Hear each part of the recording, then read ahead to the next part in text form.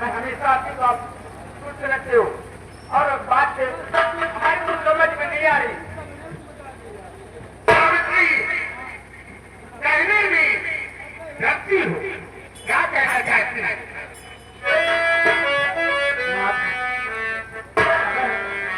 मेरी बात सुनना तो बड़ी बेटी नागराज की शादी के लिए कुछ आपने सोचा?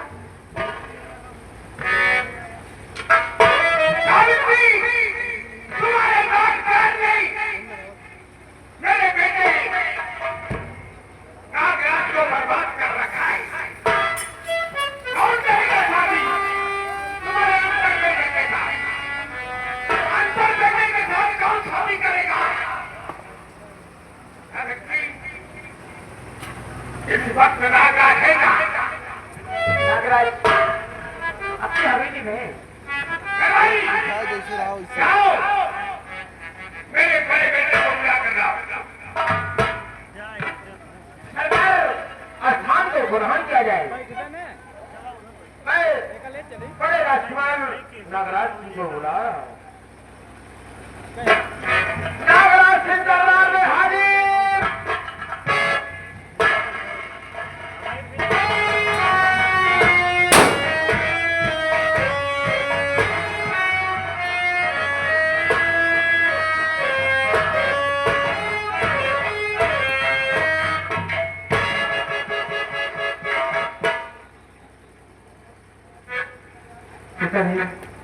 आप अपने घर से कहेगा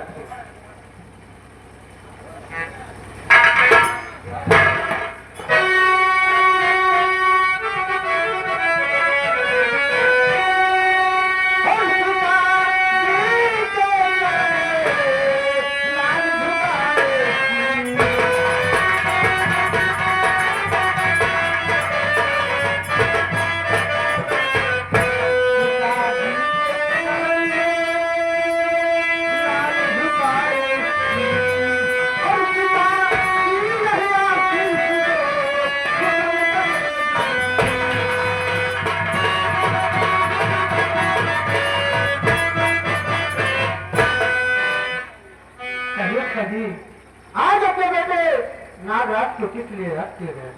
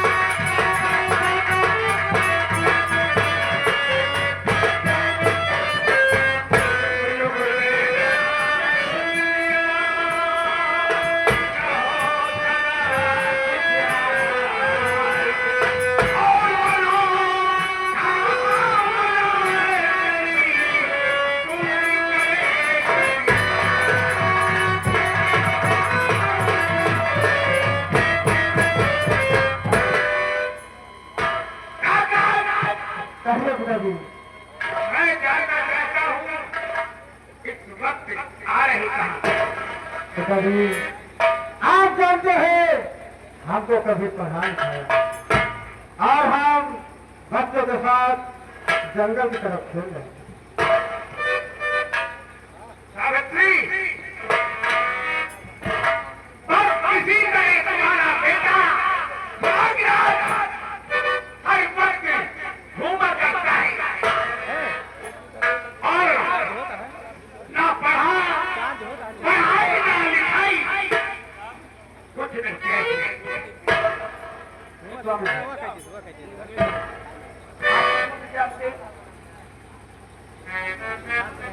इसे बहुत समझाई, लेकिन इसका दिमाग ही ना जाने कहाँ रहता है। आखिर ये सोलापुर की रियासत मेरी इज्जत करती है, हम इस सोलापुर की जनता की इज्जत करते हैं।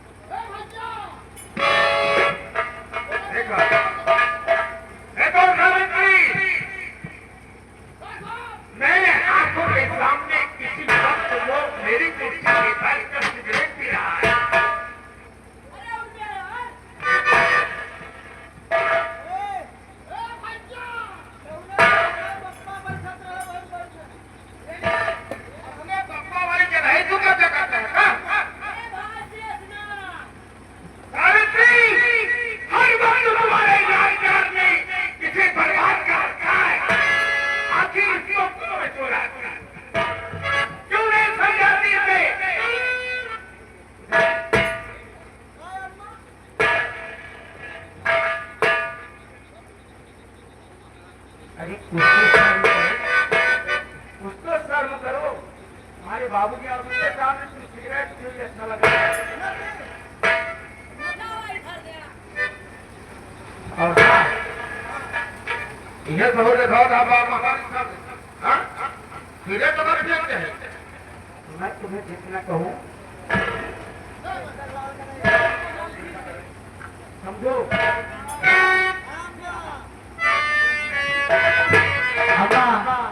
तुम क्यों करते हो? आज मुझे नहीं पता है, हमारा छोटा भाई अभी लंदन से पढ़कर नहीं आया। नागराज आता ही होगा, इंतजार करो।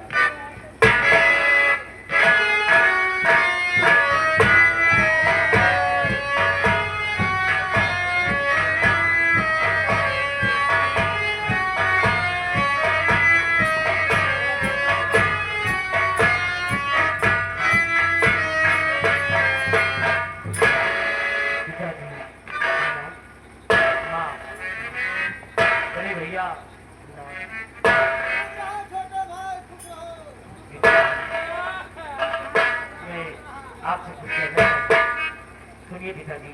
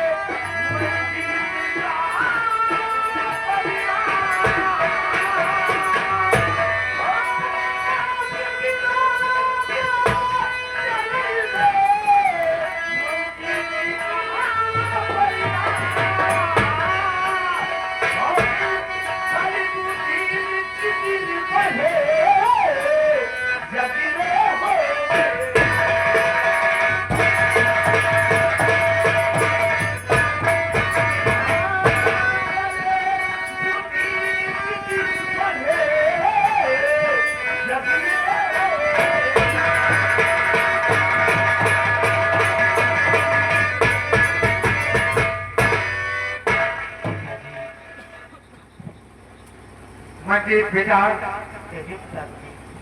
हर माँ बाप पर कर करेंगे और सदा भूलो भरो बेटा यही इच्छा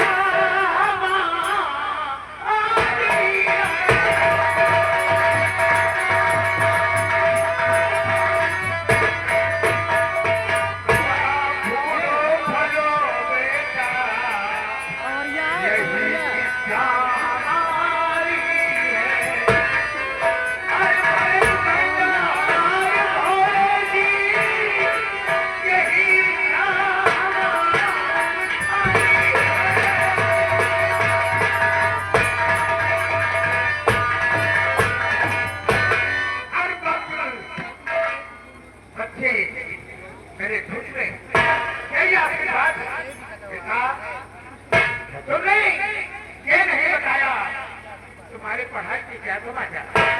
पिताजी, मेरी पढ़ाई बहुत अच्छी चली और मैं अपने कॉलेज में फर्स्ट डिवीजन से पास भी हो गया और डिग्री भी हासिल कर लिया। फर्स्ट डिवीजन है क्या? फर्स्ट डिवीजन होगा। First division pass. अरे छोटे भाई ने एक उन्नत किया, फर्स्ट नंबर से पास आए और ये नागराज अनपढ़ गंवार तुम्हारा बेटा। जी पिताजी। और कुछ कहना चाहते हो? क्या बात है? आज आप हमें लगता है कि हमें देख कर आप खुश नहीं हुई। नहीं, कौन कहता है? भला कौन ऐसी माँ होगी जो अपने बच्चों से नाराज हो जाती है? आखिर आप बैठे मुझे क्या सोच रही हैं? माँ, मुझे बहुत तेजों से भूख लगी है और मैं इतनी दूर से चल कर आया हूँ और मुझे भूख भी बहुत जरूर है, इसलिए मुझे आज अपने हाथों की तरफ खाना खिलाऊंगा। चलो ठीक है, मैं अपने हाथों से बनाकर खाना खिलाऊंगा। और नागराज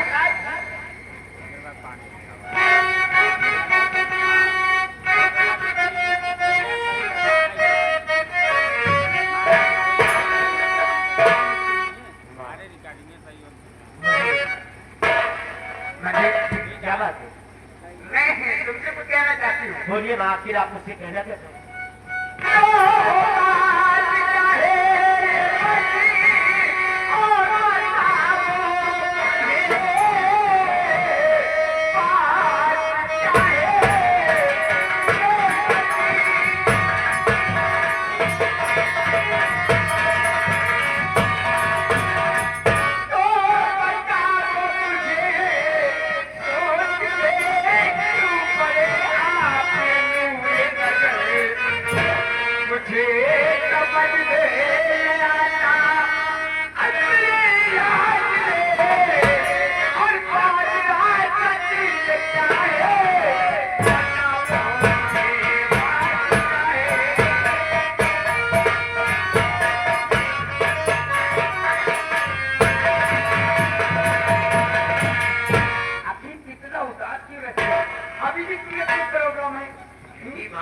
अरे घर के लिए पैसे तुम्हारे पिताजी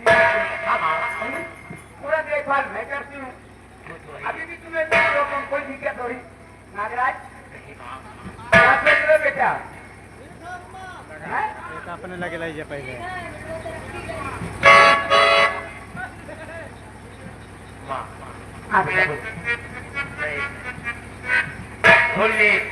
आराम करना चाहते हैं? लेकिन मैं आपसे कुछ कहना चाहता हूँ।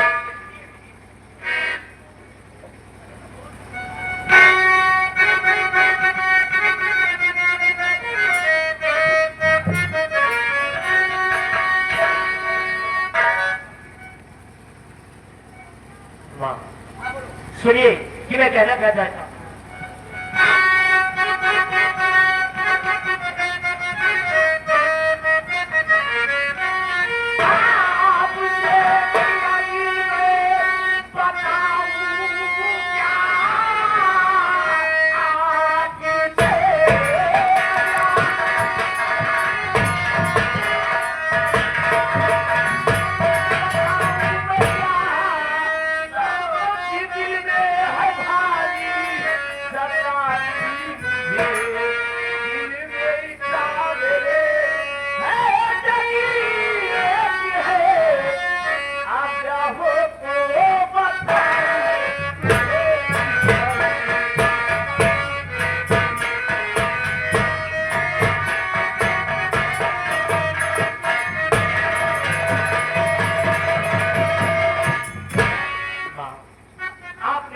का कारण जानना चाहती है कि मैं इतना आपकी उदास और किस बात में पड़ा रहता हूँ? नहीं, आपसे क्या बताऊं?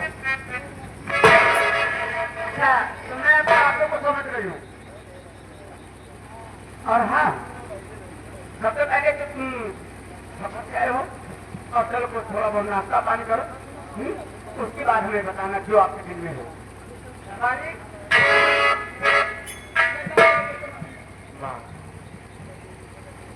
माना हाथ चलते ना सब पानी चाहिए, आराम करा। अरे बनाए अच्छी चीज बनी है, धनिया फकीरा पिलाव बना है। पिलाव, हाँ पिलाव, धनिया फकीरा कल कुछुआ बना है, तो ये लिए बना है। आई ठीक है, अचला आराम करा।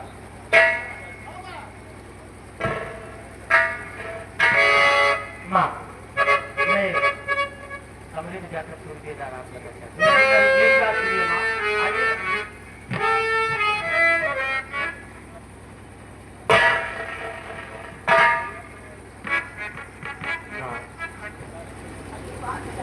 सुनिए ना,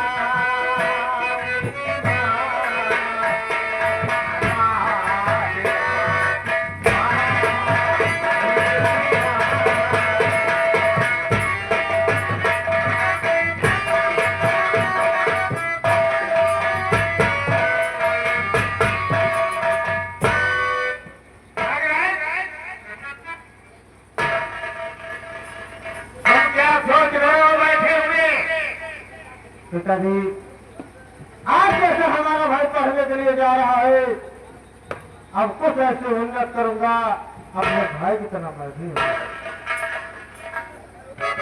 करेगा, उन्नत करेगा, कुछ नहीं करेगा। मेरा आदेश है, जाओ रजिस्टर लेकर आओ। आज हम इसे सोलापुर रियासत भेजेंगे। जो किसान यहाँ से हवेली से पैसा ले गए, रुपए ले गए हैं, कर्जा ले गए हैं, आज ये उछूल के खजाने में जमा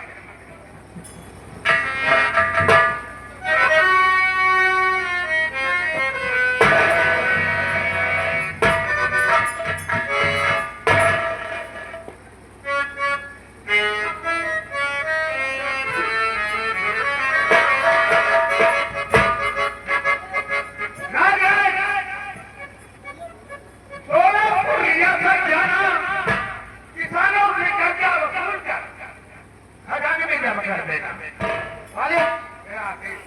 रजिस्टर आ गया है। देखो कौन कौन ले गया है, कौन कौन किसान ले गया है, यहाँ से रुपया और अभी तक वापस नहीं किया।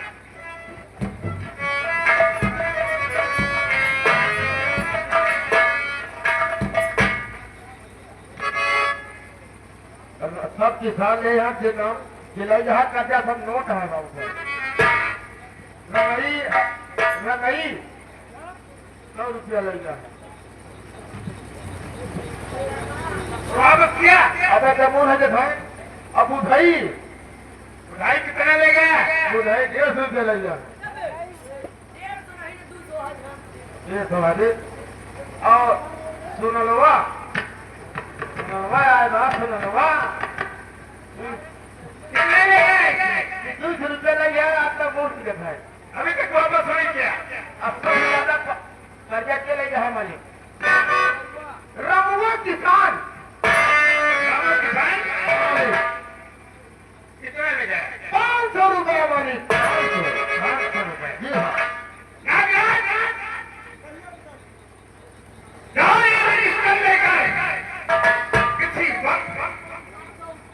रामू के घर और कर्जा वसूल करके जाओ। तो कभी अगर हम जरूर जाएंगे रामू के पास और रामू के पास पैसे के लिए गए रामू नहीं दिया तो क्या होगा। अगर किसी किसान के पास रुपया पैसा नहीं है, मजबूर है, तो वापस चले जाए। नहीं पिताजी रामू के हवेली पर नहीं जाएगा।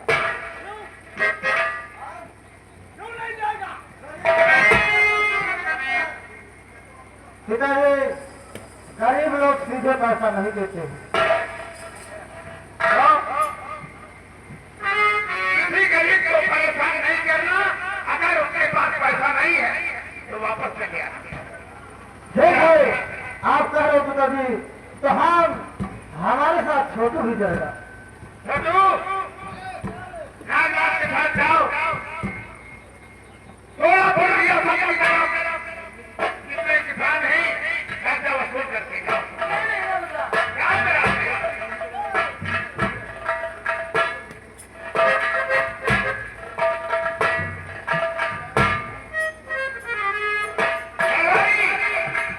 मालिक आज इस हवेली के दरवाजे बंद कर दिए जाए। ठीक है मालिक। कल सुबह फिर यही दरबार लगेगा। ठीक है सरकार बंद रहेंगे।